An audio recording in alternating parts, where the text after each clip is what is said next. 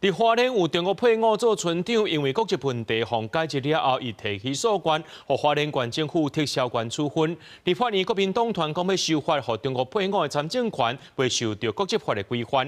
因内内部的处长是认为讲无修法的空间，而且无必要。因内陆委会是认为讲，就算安怎修法，对国家始终这才是重点。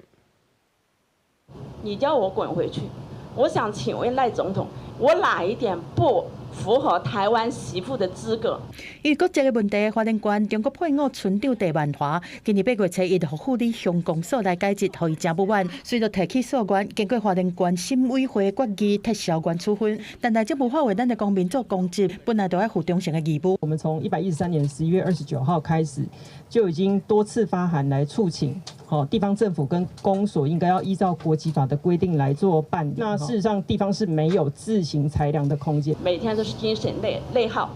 我半夜3个手机都会有那个黑熊黑鸟打电话来说，要我滚回中国去。根据国籍法第20条的规定，担任民选公职，1年内要放弃中华民国国籍以外的其他国籍。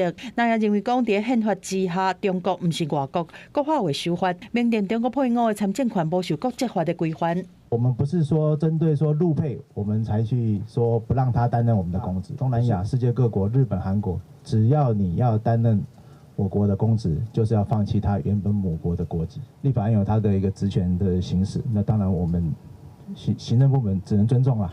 内政部嘛讲，除了花莲这案，涉入中国籍的村里长，佮包括桃园新路区、台北松山区、新北市土城区和中和区，强调要求地方政府依法来照办，若是无作为，就会送请监察院。陆委会嘛认为讲，维持单一效忠才是正解。另外，对国民党提出两方的交流，必须要以一国两区来处理。陆委会是问因讲，安尼咱国的主权伫倒？中共根本就不承认中华民国。与其你现在讲什么一国两区，你不如先问问中共，他愿不愿意让中华民国继续存在？副主委杨文杰讲，去整这一国两区4个字无必要嘛无意义。同时，陆委会就是照两项条例和宪法依法来执行，对个别政党特别的见解无评论。